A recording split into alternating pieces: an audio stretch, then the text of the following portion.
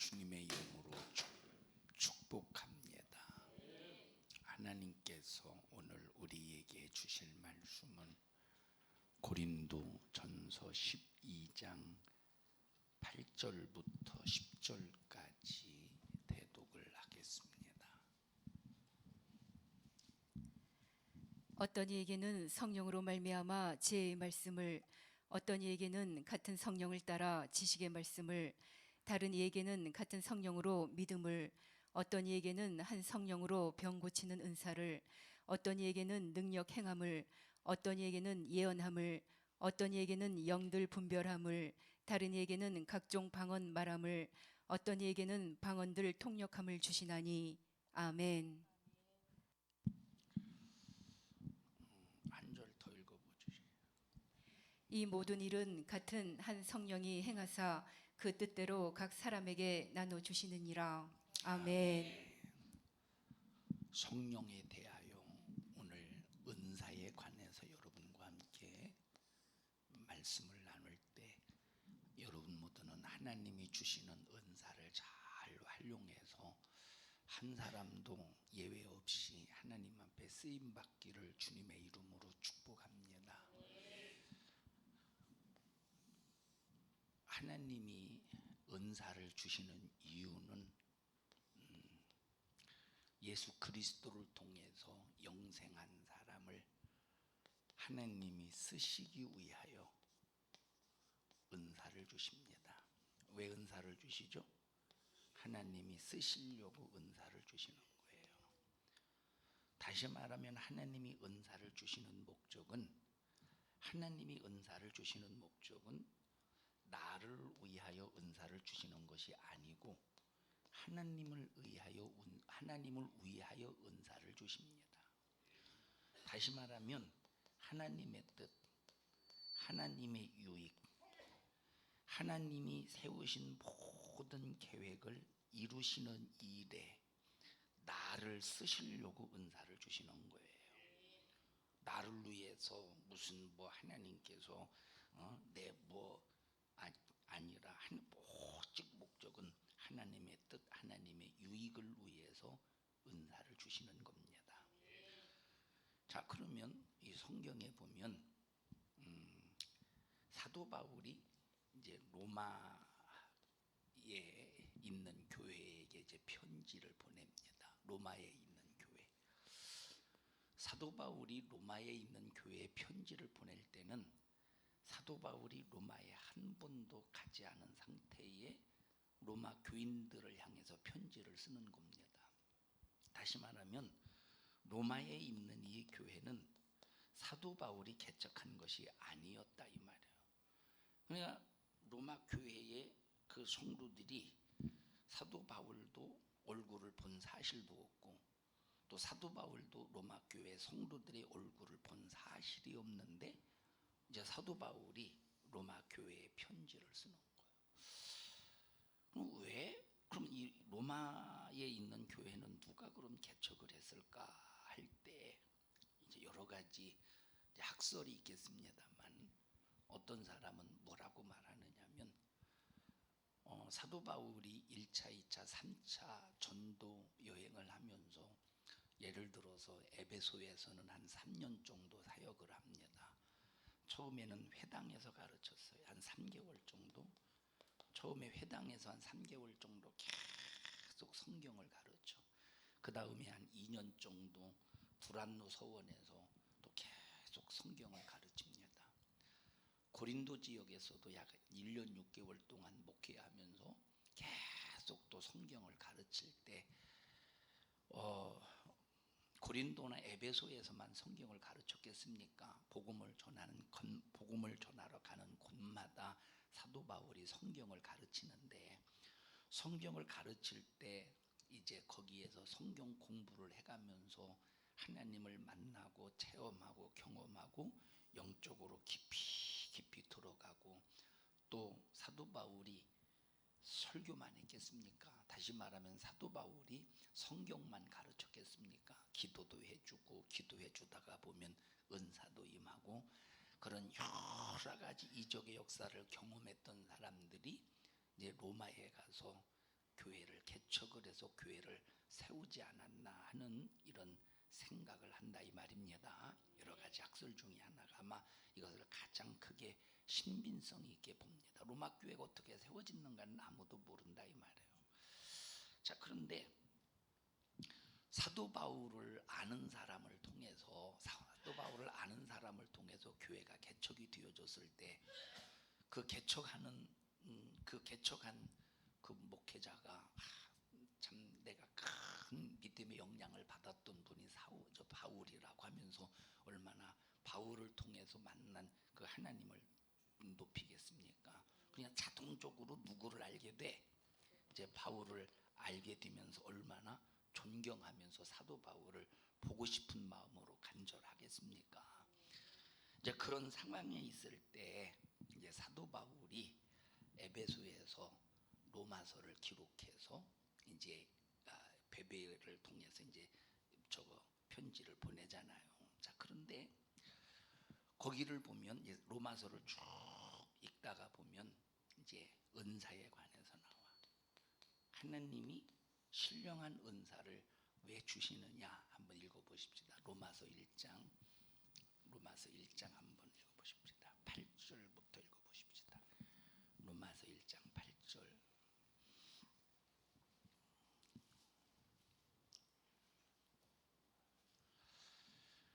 로마서 1장 8절. 시작. 첫째는 내가 예수 그리스도로 말미암아 너희 모든 사람을 인하여 내 하나님께 감사함은 너희 믿음이 온 세상에 전파됨이로다. 사도 바울이 로마 교회 성도들을 바라볼 때 하나님 앞에 감사한 이유가 무엇이냐면 로마에 이제 어쨌든 교회가 세워졌는데 로마 교회를 다니는 이런 성도들의 믿음을 통하여 로마 교회를 통하여 온 세상이 뭐가 전파가 된대? 복음이 전파가 된다 이 말이에요. 여러분, 제가 시골에서 자랄 때 시골에서 자라는 사람들의 소원이 뭐냐면 서울 좀 한번 가보고 싶은 것이 소원이었어요. 서울 좀 한번 가보고 싶은 거. 한 번은 시골에서 사는 이 사촌들이 할머니를 따라서 전부 서울에 간대. 그때 제 기억으로는 아마 초등학교 3학년이었지 않았느냐 이런 생각이 듭니다. 초등학교 3학년. 나는 가는 날까지 몰랐어요. 이미 다른 사람들은 전부 사촌들끼리 얘기가 돼가지고 우리 누나까지 얘기가 돼가지고 어느 날 보니까 어디 가냐고 그랬더니 서울을 간대. 어린 마음에 나도 얼마나 서울을 가고 싶은지 이미 떠났거든. 어디로 떠났느냐? 이제 합덕까지 버스를 타고 가서 합덕에서 이제 버스에서 내려서 신례원이라는 곳에 가요. 이 신례원이 기차역이 있는 곳인데 신례원에서 이제 기차를 타고 갑니다. 그때 엄마한테 막 떼를 써가지고 왜 나도 서울 가고 싶은데 왜 나는 서울을 안 보내느냐고 막 떼를 써서 얼마나 성질이 지랄 맞았는지 엄마가 이기지 못하고 해보지를 못해서 저를 이제 합덕까지 엄마 나 혼자 데리고 가는 거. 이제 할머니하고 사촌들은 이미 신례원에 도착을 했다 이 말이에요. 그래서 어머니가 막 땀을 비질비질 흘려가면서 나를 끌고 합덕에 도착을 해서 합덕에서 신례원까지 갔는데 그때 무슨 핸드폰이 있습니까? 잠깐만 기다려. 그것도 없어요. 그냥 있을지 없을지도 모르고 무작정 가는 거예요. 신례원에 도착을 했더니 다행히도 아무도 안 떠났어. 그래서 이때 이제 신례원에서 서울을 가는데 그때 기억나는 것은 그때 이제 비둘기가 가장 느린 거죠. 그때 이제 비둘기호를 타고 기차를 타고 서울에 가는데 그때 기억으로 서울 가는 시간이 아마 6시간인가 비둘기 타고 5시간인가 6시간인가 아마 걸렸던 것 같아. 지금은 뭐 무궁화 타면 2시간인가 제가 워낙 들리는 곳이 많으니까 서울에 가서 보지 못했던 그러한 것들 막 얼마나 시골 변두리였는데도, 서울 한복판이 아니라 변두리였는데도 그 설렘이라는 것이 이루 말할 수가 없었어요. 시골에서 사는 사람의 소원이 뭐냐면 서울 구경이요. 서울 구경. 그리고 서울 사람 구경. 만약에 서울 사람이 우리 집에 왔다, 시골에 왔다, 구경 가기가 바쁩니다. 원숭이, 창경궁에서 무슨 원숭이를 구경해? 서울 사람 구경하는 게 훨씬 재밌지. 자, 이와 같이 이 로마라고 하는 곳은, 로마가 제국을 이룰 때 많은 사람들이 얼마나 로마에 와보고 싶겠습니까? 로마는 전 세계로 통하는 길인데, 그러니까 이 사도 바울이 생각할 때 바로 이 로마는, 야, 로마의 바른 복음만 전해지면 로마가 복음의 거점이 되겠구나. 로마의 복음만 바로 전해지면. 그래서 사도 바울이 그렇게 로마에 가기를 열망을 했다 이 말입니다. 이해하시죠? 그러니까 이제 이 로마에 세워진 이 교회의 성도들을 바라보니까 그들의 믿음이 잘 하나님의 말씀에 의해서 잘 양육받고 잘 교육을 받았다 이 말입니다. 그래서 사도 바울의 이제 성경 공부를, 사도 바울을 통해서 성경을 배운 사람들이 막 이렇게 바른 복음을 전했던 거예요. 그러니까 여기 지금 하나님 앞에 사도 바울이 감사하다, 너희의 믿음이 온 세상에 전파될 수 있도록 하나님께서 그렇게 역사를 이루어 가시니까 참 감사하다, 이렇게 표현하는 겁니다. 9절 보십시다. 시작. 내가 그의 아들의 복음 안에서 내 심령으로 섬기는 하나님이 나의 증인이 되시거니와 항상 내 기도에 쉬지 않고 너희를 말하며. 아마 사도 바울이 기도할 때마다 로마 교회를 위해서 기도했던 것 같아. 쉬지 않고 기도했던 것 같아. 10절 보십시다. 어떠하든지 이제 하나님의 뜻 안에서 너희에게로 나아갈 좋은 길 얻기를 구하노라. 그러니까 이 로마서를 기록한 것이 이제 벌써 사도 바울이 예루살렘에서 결박을 당하기 전에 로마서를 기록을 했어요. 그러니까 사도 바울은 막 로마에 가고 싶은, 로마에 가려고 하는 그 상황 속에서 항상 로마를 가려고 하는 기회를 항상 엿보고 있었습니다. 그래서 이제 마지막 3차 전도 여행을 끝나고 예루살렘으로 이제 들어갈 때 유대인들이 시기하고 질투했던 유대인들이, 왜? 자, 예수님 당시 예수님이 복음을 전할 때, 예수님께서 복음을 전하기 전에 유대 백성들에게 가장 인기가 있었던 사람이 누굴까요? 유대인들에게 가장 인기가 있었던 사람들이 누구야? 바리새인들이었었어. 유대인들에게 있어서 가장 인기가 있던 사람들이 바리새인, 가장 존경을 받았던 사람들이 바리새인이었어요. 왜 바리새인이 존경을 받았느냐면, 자, 유대인들의 생각에 왜 우리가 식민지 생활 속에서 밤낮 이렇게 고통을 당하느냐라고 할 때 그 이유가 뭐냐면, 하나님의 율법을 떠나서 하나님의 말씀대로 살지 않았기 때문에 하나님이 강대국을 통하여 우리 유대인들의 버르장머리를 고치기 위해서 하나님이 이렇게 강대국에 의해서 식민지 생활 속에서 이제 죄값을 치르게 하셨다라고 하는 그 생각을 유대인들이 가지고 있었습니다. 언제부터 그 생각을 가지고 있었느냐? 바벨론 이제 포로로 붙잡혀 갔을 때 70년 동안 고생을 하잖아요. 그래서 그때 막 에스라가 역사를 쭉 연구합니다.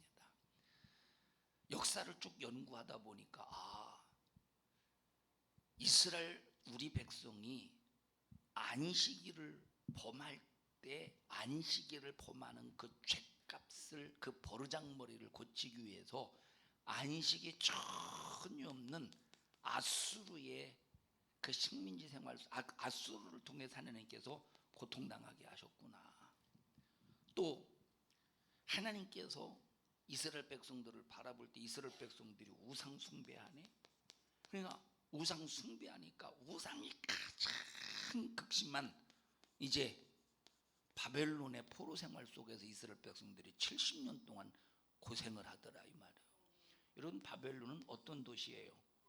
우상의 도시입니다. 바벨론은 어떤 도시예요? 우상의 도시요. 과거에 니무롯이라고 하는 그런 우상의 역사가 이 바벨론에서 이제 바벨론에서 출발이 되었다 이 말. 우상의 도시. 과거 아브라함 시대를 보니까 제사를 실패하니까 왜 아브라함이 다른 새는 다 쪼갰어. 참 다른 짐승은. 그런데 작은 새 새끼 한 마리는 하나님 앞에 피를 피를 흘리지 않으면 사함이 없다고 말했으니 모든 제사에는 피를 흘려야 되는데 비둘기는 이 작다고 무시했든지 피를 흘리지 않았다 이 말. 제사에 실패하니까 역시 400년 동안 애굽에서 종살이를 하더라 이 말. 이런 것들을 쭉 역사를 연구해 보니까 뭘 어겼어? 율법을 어긴 거야. 그래서 이제 말라기 선지자 이후에 400년 동안 유대인들이 어떤 운동을 하느냐, 유대인 전체가 어떤 운동을 하느냐, 의롭게 살자. 그래서 의롭게 살기 운동이라고 하는 이 운동을 펼쳤어요. 의롭게 살자. 그럼 의롭게 살려고 하는 방법이 뭐예요? 율법대로 사는 거예요. 뭐대로 사는 거예요? 의롭게 살기 운동을 펼쳤는데 이것이 바로 율법이라 이 말이에요. 그래서 바리새인이라고 하는 이 파는 언제 생겨난 거예요? 언제 생겨난 거예요? 바리새인은 언제 생겨난 거예요? 바리새파는. 여러분 사두개파는 언제 생겨난 거예요? 사두개파라는 말은 다윗 시대에 사독이라는 제사장이 있었어요. 이해하시죠? 여러분 이때 당시는 예루살렘 성전이 지어지기 전에는 하나님 앞에 제사하는 장소가 두 군데가 있었습니다. 두 군데가 있었으니까 제사를 집도하는 제사장도 두 사람이 있었어야 되잖아요. 그런데 사독이라는 제사장이 있었고 아비아달이라는 제사장이 있었는데 그 아들이 반역을 할 때 아비아달이 그 아들의 편에서 다윗을 대적하게 되잖아요. 그래서 나중에 아비아달은 제거를 해버리고 누가 남았어? 사독이 남았어. 그래서 이 사독의 계열이 이제 예루살렘 성전에서 제사하는 그런 제사장으로서 계속 연명해 왔다 이 말이에요. 그래서 그 계파가 무슨 계파냐? 사두 계파야. 이 사두 계파는 뿌리가 있었잖아요. 그 역사가 있잖아. 근데 이 바리새파는 뿌리가 있고 역사가 있었던 것이 아니라 바로 400년의 암흑시대 말라기 선지자 이후부터 예수님 시대까지 선지자 요한이가 나타날 때까지 이때를 종교 암흑시대라고 말해. 왜 암흑시대냐? 하나님의 목소리가 중단된 시대, 하나님의 목소리가 들려지지 않는 시대. 그래서 하나님의 목소리가 들려지지 않았기 때문에 유대인들이 이때 했던 작업이 뭡니까? 유대인들이 이때 했던 작업이 성경 작업을 했다 이 말이에요. 하나님의 목소리가 들려지지 않으니까 하나님의 목소리를 알아야 되잖아. 하나님의 뜻을 알아야 되잖아요.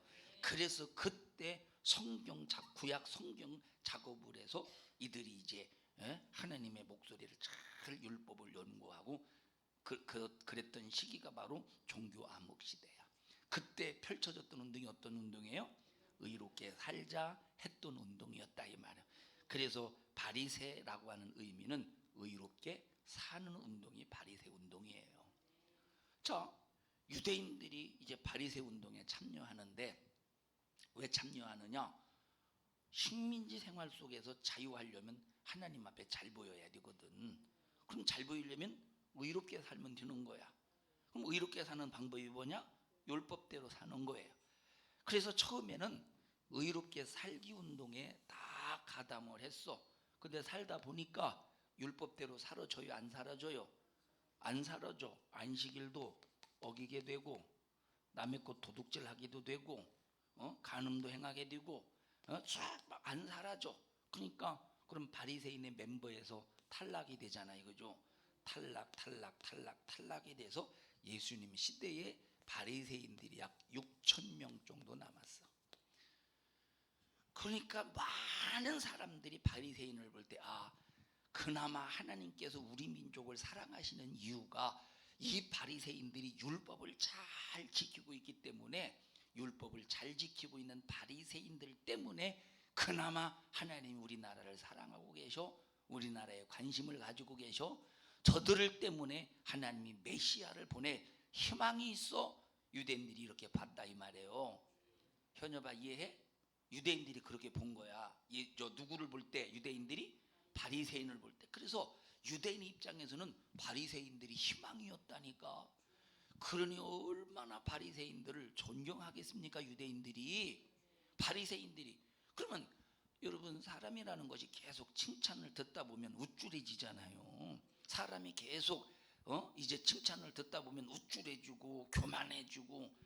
그러니까 바리새인들이 예수님이 오시기 전에 사람들로부터 아이고 우리 바리새인 선생님이시오, 아이고 바리새인이야 우리 선생님이 아니면 우리나라는 참 메시아가 올 가망성이 없습니다. 하나님이 당신들의 의롭게 살게 하는 운동을 보시고 하나님께서 우리나라를 구원하시기 위해서 메시아를 보내줄 것입니다 하면서 얼마나 칭찬 듣는 소리를 많이 들었겠습니까? 얼마나 우쭐하겠어요. 여러분, 교회에서 칭찬 듣는 소리 듣지 마세요.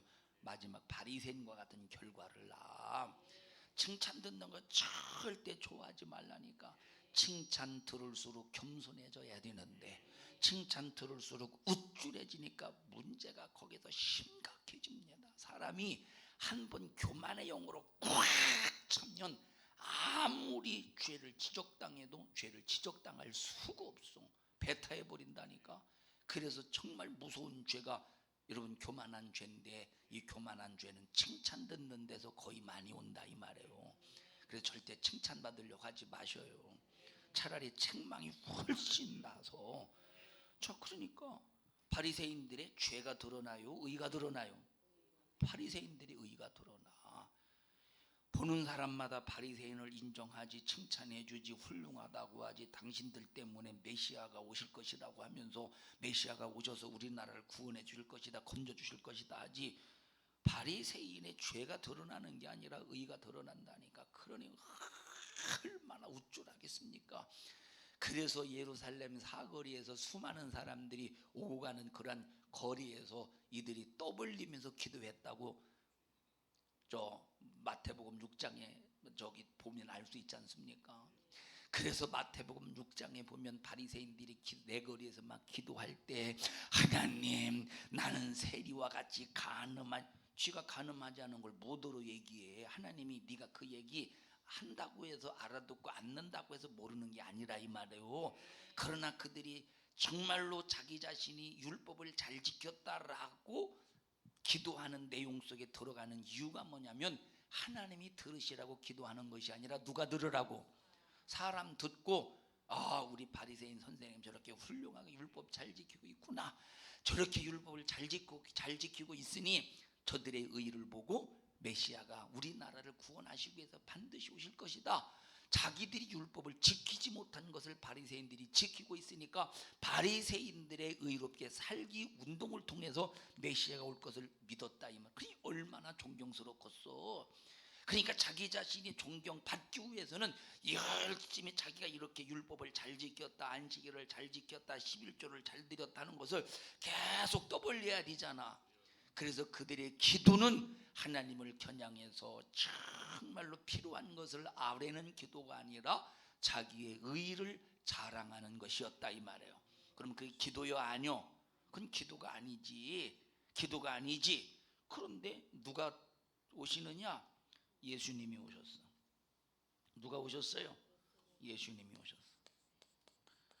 예수님이 오시자마자 누구를 질책합니까? 바리새인을 질책하는 거예요. 이 화가 있을진저 외식하는 이 서기관들과 바리새인들아. 그리고 마태복음 23장에 그들 속에 있는 죄악을 낱낱이 막 까발리시는데, 예수님께서 바리새인 속에 있는 죄를 낱낱이 까발리시는데, 바리새인들이 민망하겠어요, 안 민망하겠어요? 유대인들이 존경하는데 바리새인들을 유대인들이 존경하고 바리새인들이 상당히 의로운 줄 알았더니, 아니 예수님이 오셔서 설교하는 소리를 가만히 들어보니까 저거 바리새인들이 완전히 저거 시궁창이구만. 저거 바리새인 완전히 저거 완전히 저거 아주 속에는 썩은 송장이 들어있구만, 회칠한 무덤이구만, 의로운 것을 가장했구만 하면서 이들의 뭐가 드러납니까? 과거에는 이들의 의가 드러나더니 뭐가 드러나? 예수님이 오시자마자 죄가 드러나고 이들의 불법이 드러나고 아주 보통 문제가 아니에요. 그전에는 유대인들이 바리새인 앞에서 막 굽실굽실 거르더니 우리 바리새인 선생님 존경한 막 굽실굽실 거르더니 예수님이 오시는 하루가 지나고 한 달이 지나고 1년이 지나고 시간이 계속 지날수록 바리새인이 지나가도 인사해 안 해? 안 해. 이건 존경할 것이 아니라 오히려 우리보다 더 형편없는 놈이네 보니까 겉만 거룩하지. 그러니까 허리가 빳빳해. 그러면 바리새인의 입장에서 너 이 자식아 왜 우리한테 인사 안 해? 이것보다도 누구를 겨냥해서 이를 갈겠습니까? 예수를 향해서 이를 부두둑 한다 이 말이에요. 그래서 바리새인이 갈등을 하는 거예요. 누구를 볼 때? 예수를 볼 때. 바리새인이 예수를 볼 때 고민을 해. 왜 고민을 하느냐? 이야, 신분을 보자니 요셉의 아들이고 목수의 아들인데 나타나는 능력을 보니까 꼭 하나님의 아들 맞긴 맞아. 이 얼마나 그래서 그 사이에서 갈등이 심각합니다. 요셉의 아들로 보니 요셉의 아들로 보자니 능력이 나타나 귀신 떠나가지, 죽은 자 살아나지, 병든 자 고치지, 38년씩이나 뛰는 도무지 움직이지 못하는 그런 사람들을 벌떡벌떡 일으키지, 문둥병 일으키지. 이야, 이게 참 보통 함부로 건드릴 수가 없어. 그렇다고 하나님의 아들로 인정하자니 분명히 이건 요셉의 씨를 통해서 마리아에게서 태어났는데 하나님의 아들로 인정할 수가 없지. 그러니까 여러분, 만약에 요셉의 아들로 확실히 인정했으면 3년 6개월씩이나 걸렸겠어. 예수님을 죽이는 일에 3년 6개월씩이나 걸렸겠어. 너 이리 와 하고 현장에서 돌로 쳐 죽였겠지. 갈등을 몇 년 한 거야? 3년 6개월 갈등한 거예요. 죽이자니 하나님의 아들 같지, 살리자니 신성을 모독하고 자기 우리 바리새인들을 막 이제 죄가 드러나지. 바리새인 예수 때문에 바리새인들의 존경심이 싹 다 사라지지. 얼마나 바리새인 입장에서 막 진퇴양난입니다. 그러니까 예수님께서 하신 말씀이 이들 근심하지 말아라. 하나님을 믿는다면 나를 믿어. 너희들 하나님을 믿는다고 하면서 나 믿지 않는 이유가 뭔지 알아? 너희들 하나님을 믿지 않기 때문에 나를 믿지 않는 거예요. 그러니까 마음 근심하지 말고 믿어. 안 믿어지냐? 뭘 보고 믿으래? 너희들이 나를 볼 때 안 믿어져? 너희들이 나를 볼 때 안 믿어지거든. 뭘 보고 믿으래? 내게서 나타나는 능력을 보고 믿으라 이 말이에요. 그런데도 계속 근심을 해.